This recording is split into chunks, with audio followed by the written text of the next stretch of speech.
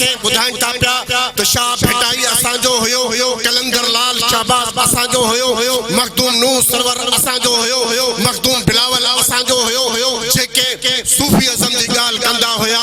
मां उन्हनि खे ॿुधाइण चाहियां थो पियो त अवां तारीख़ खां बिल्कुलु अणॼाण आहियो।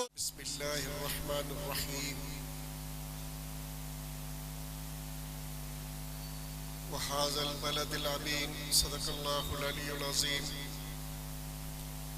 मुअज़्ज़िज़ व मुकर्रम बक़ियतुस सलफ़ हज़रत साईं सैयद शाह मोहम्मद शाह, बिरादर मोहतरम हम सफ़र साथी हज़रत मौलाना सैयद अब्दुल बासित शाह, नाज़िम उमूमी ज़िला जैकमाबाद मौलाना सलीमुल्लाह साहब, सोशल मीडिया ज़िम्मेदार हज़रात,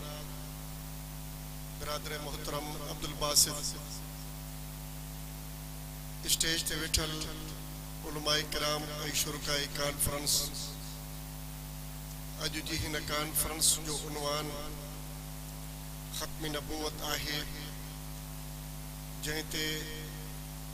असांजे मुर्शिद ऐं मुरब्बी हज़रत साईं मौलाना अब्दुल हफ़ीज़ साहब जन मुफ़स्सिल अंदाज़ में ख़िताब करण फरमायो। हज़रात, हक़ ऐं नाहक़ जी जंग रोज़े अवल खां हलंदी अचे पई। हाबील ऐं काबील, हक़ ऐं नाहक़ जो जेको झेड़ो शुरू कयो हुयो उहो अॼु ताईं क़ाइमु आहे। जॾहिं क़ौम जे अंदरि ज़ुल्म ऐं ज़्यादती इंतिहा ते पहुती, अल्लाह रब्बुल इज़्ज़त उन क़ौम में अदल ऐं इंसाफ़ क़ाइमु करण जे लाइ, मज़लूमनि खे हौसलो हिम्मत ॾियण जे लाइ पैगंबरनि जो सिलसिलो शुरू कयो। तारीख़ गवाह आहे त हुज़ूर सल्लल्लाहु अलैहि वसल्लम पाण 27 जंगनि जा सिपह सालार रहिया ऐं हर जंग खां अॻु में वक़्त कबाइल ऐं सरदारनि ॾांहुं जेको हुज़ूर सल्लल्लाहु अलैहि वसल्लम मैसेज मोकिलियो, पैगाम मोकिलियो ख़तनि जे ज़रिए, उन में वाज़े अल्फाज़ लिखिया त तुंहिंजी क़ौम जे अंदरि, तुंहिंजे इलाइक़े जे अंदरि, तुंहिंजे निज़ाम जे मातहत ही ज़ुल्म थी रहियो आहे। इन ज़ुल्म खे बंदि कर, न त ॿी सूरत अस्लिम ऐं तस्लीम जी आहे ऐं टियों रस्तो को बि नाहे। पैगंबर सल्लल्लाहु अलैहि वसल्लम उन ज़ुल्म ऐं ज़्यादतीअ जे ख़िलाफ़ जंगनि जो ऐलान कयो, पाण बि जंगियूं विढ़ियूं ऐं सहाबा किरामनि खे सफ़ह सालार बणाए करे उन्हनि जंग ॾांहुं बि मोकिलियो। मुअज़्ज़िज़ साथियो, ज़ुल्म ऐं ज़्यादती जो उहो सिलसिलो अॼु बि आहे ऐं उन ज़ुल्म ऐं ज़्यादतीअ जे ख़िलाफ़ बरसरे पैकार जमयत उलमा इस्लाम आहे, जेका मुल्क जे अंदरि अदल ऐं इंसाफ़ क़ाइमु करणु घुरे थी पई। ज़ुल्म ऐं ज़्यादती जो मुख़्तलिफ़ शिकलूं हर दौर जे अंदरि रहियूं आहिनि ऐं उन्हनि उन दौर जे अंदरि जेके भयानक सूरतूं इख्तियार कयूं आहिनि। जेकॾहिं उन ज़ुल्म ऐं ज़्यादतीअ जे ख़िलाफ़ मज़लूमनि ऐं सतायलनि आवाज़ न उथारियो आहे, दुनिया गवाह आहे त उहे ख़ितनि जा ख़िता ख़तम थी विया, उहे क़ौमुनि जूं क़ौमूं ख़तम थी वियूं, उहे इलाइक़ा ऐं वतन धरतीअ तां पंहिंजी हैसियत ख़तम करे विया। उन्हीअ जे करे ज़रूरी आहे त हिन वक़्तु जेका स्ट्रगल ऐं जिदोजहद हले थी पई, उन में अव्हां जो किरदार ऐं अव्हां जी जिदोजहद लाज़िम आहे। जेकॾहिं अॼु बि अव्हां पंहिंजे कुल्हनि तां सूफ़ियुनि वारी चादर ऐं वेढ़ियल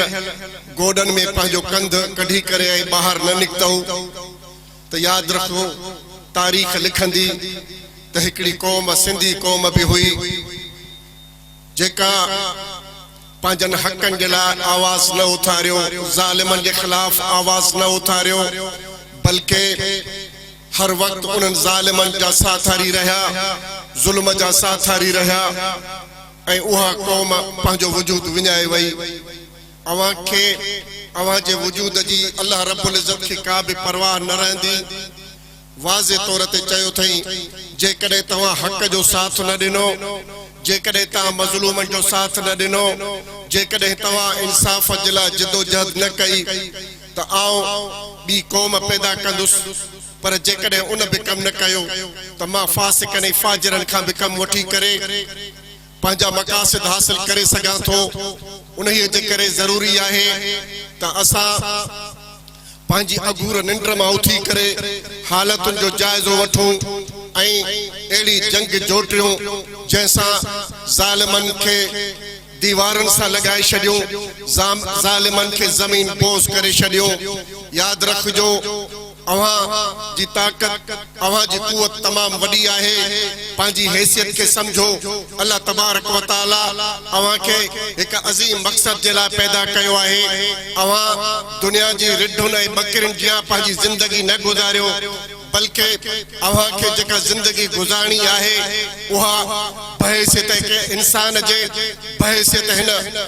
दुनिया के अंदर अशरफ मखलूकत जे, दुनिया के तमाम मखलूकन के, दुनिया के तमाम अक़वामन के जे मथा अल्लाह तबारक व तआला वरी फजीलत अवां के दिनी आहे। अवां दुनिया जी अशरफुल मखलूकात मा वरी फजीलत वारा मुसलमान आयो। बुधो मुसलमानों, अज पूरी दुनिया के अंदर जेका ज़िल्लत ए ख्वारी असा के आहे उन जो सबब इहो ही आहे त असा हुजूर सल्लल्लाहु अलैहि वसल्लम जे उन दसियल वाट जेका जुल्म ऐं ज़्यादती के खिलाफ जहाद जो जेको अलम बुलंद कयो हुयो, उन जहाद के रस्ते के छड़ियो आहे जो अज असा के हर तरफ ख्वारी जो मुंह दिसणो पवे थो। मुझा मुअज़्ज़िज़ साथियो, अवा के मालूम आहे त हिन वक्त पूरी दुनिया के अंदर उम्मत मुस्लिमा जे असली मकसद के खत्म करण जे लाइ उन जो तवज्जो हटाइण जे लाइ असां जे अॻियां अहिड़े क़िस्म जो फ़िक्र ऐं नज़रियो पेश कयो वञे थो पियो त जहाद का बि शइ कान्हे का, जहाद ख़त्म थी चुको आहे। रवादारीअ जे नाले सां अड़े किस्म जा एतदाल पसंद नारा हणी करे मानुन के बेवकूफ बनाए करे गिच्चीअ में गेड़ू कपड़ो विझी करे दुनिया के इहो बुधाइन था पिया त असा मरण ऐं मारण डू एंड डाई जो प्रोग्राम पेश न था कयूं पिया, बल्कि हर इंसान के जिंदा रहण जो हक ॾियूं था पिया, पूरी इंसानियत की गाल कयूं था ऐं अड़े किस्म जो फलसफो असा जे अॻियां पेश कयो वञे थो। लेकिन हकीकत इहा आहे त असा के पूरी हिस्ट्री मालूम आहे त इनन केड़ू कपड़न वारन जेके बर्मा के अंदर जुल्म ऐं ज़्यादती कई हुई, शायद के पाकिस्तान जे ऐसा जी सिंध धरती के अंदर सिर्फ एकड़ो केड़ू रुमाल पांजी गिच्चीअ में विझी करे, सिर्फ केड़ू पोछण पांजी गिच्चीअ में विझी करे ऐं असा के बुधाइन था त असा रवादारी जो डस ॾियूं था पिया, असा इतदाल वारो रस ॾियूं था पिया, असा इंसानियत जो डस ॾियूं था पिया। लेकिन आ उनन के बुधाइण चाहे तो पयो त पूरी केड़ू वर्दीअ में मलबूस उन बर्मा जे उन ब्राह्मणन के उन बुद्धमतन जी तारीख मां जगह केड़ी पेश कया जिन पूरी इंसानियत के तबाह करने जे लाइ, जिन पूरी मुसलमानन के सिपह हसीनता मटाण जे लाइ शा किरदार अदा कयो हुयो। अज असा जे हिन धरती ते इहे मानू असा के बुधाइन था पिया त शाह भेटाई असा जो हुयो, कलंदर लाल शाहबाज असा जो हुयो, मखदूम नूह सरवर असा जो हुयो, मखदूम बिलावल असा जो हुयो, जेके सूफी अज़म जी गाल कंदा हुया। मां उन के बुधाइण चाहे तो पयो त अवा तारीख का बिल्कुल अणजाण आयो। अवा के मालूम नाहे त शाह अब्दुल लतीफ भेटाई जो इनकलाब जो दस दिनो हुयो, जो जहाद जो ऐलान कयो हुयो, जेकॾहिं शाह अब्दुल लतीफ भेटाई जे उन किताब जो आ मुतालियो कया थो पयो त मुखे कुरान पाक जा उहे सब दस मिलन था पिया जेके जहाद जे लाइ, जेके कौम के उभारण जे लाइ हुया, उहे सब जो सब शाह अब्दुल लतीफ जे रिसाले मां मिलन था पिया। ऐं इहो चयो वियो वियो तो शाह अब्दुल लतीफ भिटाई जेको उम्मी हुयो लेकिन मां उनके बुधाण चाहे तो पयो तो शाह अब्दुल लतीफ भिटाई जे कदी उन गोदड़ी जी त जांच न हो जंहिंजी इच्छे जे अंदर हमेशा गोदड़ी बधी पई हूंदी उन गोदड़ी जे अंदर के दुनिया जे सेकुलर आई दुनिया जे एडन वडन जेके फिलासफर पान के सदाए विया उन जा किताब उन सा गड न हुंदा हुया बल्कि मौलाना रूमी जो रिसालो आई कुरान पाक जो नुस्खो हमेशा उन सा गड हुंदा शाह अब्दुल लतीफ भिटाई तो वो इंसान हुयो जे अल्लाह रब्बुल इज्जत जो किताब हमेशा पाजे सीने सा लगायो मौलाना रूमी जो रिसालो हमेशा पान सा मिलायो अज मां उन लिबरल आजम आई सूफी आजम खा या गाल पुछण में हक बजाने पाया तो मुखे बुधा अज तू मौलाना रूमी जे रिसाले के नजरअंदाज छो तो करे पयो जो दुनिया के इनकलाबात जे फलसफन का आगाह करे तो पयो जो कुरान मुझी रहनुमाई करे तो पयो अज उन कुरान का तू मुंह मोड़े करे आई भिटाई के पंजो वारिस वली मली करे तू हिन कौम जी रहनुमाई नथो करे सके पयो दुनिया के बुधाण चाहे तो पयो तो चयो तो मखदूम नूह सरवर असाजी धरती जो वो जाओ इंसान है जो सूफी हुयो लेकिन मां उनके बुधाण चाहे तो पयो तो इहो एहसास पिता मौलाना मखदूम नूह सरवर के हुयो जे दुनिया जे अंदर कुरान के आम ज़बान के अंदर जो तर्जुमो कयो हुयो मखदूम नूह सरवर उहा शख्सियत हुई जहे पूरी दुनिया के अंदर सबका पहरिया फारसी में तर्जुमो करे दुनिया के बुधायो हुयो तो बुधो ही कुरान है जेका हिन वक्त दुनिया के अंदर दुनिया के वडे का वडे खितन के अंदर फारसी ज़बान राजुल बोली है वो बोली आसानी सा उन कुरान जो तर्जुमो करे छड़ियो हुयो अज तो के कुरान जे के आयत जी माना तो नथी अचे पई कुरान जे उन तफसीर जी तो के का भी मालूमात ना है आई हले है मखदूम नूह सरवर के पाजे हिस्से आई पाजी तहरीक में शामिल कर जे ला तू सचल जी गाल करे तो पयो लेकिन सचल तो उहा शख्सियत हुयो जेको एक इदारे जो बहुत मदरसो हुयो जे इदारे के अंदर मदरसे जा तालिब हुया अज तू उन सचल के पंजो रूहानी अबो सदे तो पयो लेकिन मदरसे जे तालिब मदरसन खा तू ला ताल्लुकी जो ऐलान करे सचल के कदी भी तू पंजो नथो करे सके पयो अजीजाने गिरामी तू कलंदर के पंजो तवे तो पयो कलंदर में नास करे तो पयो लेकिन कलंदर तो वो शख्सियत हुयो जेको 7 साल जो उम्र में कुरान जो हाफिज थे तो पयो आई अरब का हाली करे हिन सरजमीन ते अल्लाह जे रसूल जी दावत दे तो पयो दीन जो वडो दाई आलिम दीन थे तो पयो ही उए सूफी जे के तू सूफी जे तात सडयो सूफी सडयो उन जो किरदार ता इहो रहयो है जे जो गांठा पो अजो असा जे फिक्र है असा जी सोच कलंदर लाल शहबाज वारिया है जंजा लिखल किताब असा जे मदरसन के अंदर पढ़ाया वजता पिया पर तुझे लाइब्रेरी के अंदर तुझे स्कूल ने कॉलेज के अंदर तुझे मगज के दिमाग के अंदर को भी कलंदर जो किताब कोने को ये कलंदर जा किताब बेबसावट पढ़ाया वजन कलंदर जा दाई मां तो के सवाल क्या था पयो जे कने तू कलंदर रखे पंजो रापरी रहनुमा चले तो पयो तो तुझे मतो लाजिम है तो कलंदर जे फलसफे पे अमल कर कलंदर आलिम दीन हो लेकिन तुझे सिफुन के अंदर को भी आलिम दीन कोने को तुझो को ताल्लुक कोने को भेटाई सा तुझो को ताल्लुक नूह सरवर सा कोने को तुझो को ताल्लुक सच्चल सा कोने को इन सभी जो वारिस असा आयु अजीजाने गिरामी अजो जेको फलसफो सूफी आजम जो है वो को फलसफो उन बुजुर्ग ने आलिम दीन जो ना है जो असा के कयो वजे